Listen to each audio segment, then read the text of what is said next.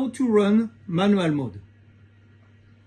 You can select the set temperature value and you will set the temperature you want to run. In this case, I will select 75 degrees.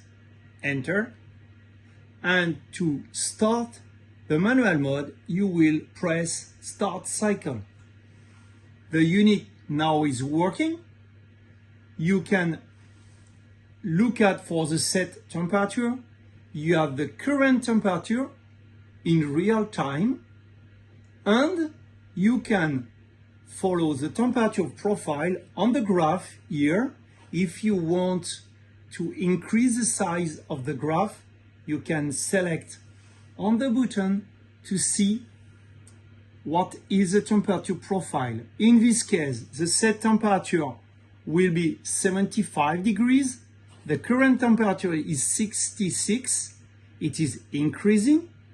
And if you want to set the scale of the graph, you will press at the bottom to set the minimum value.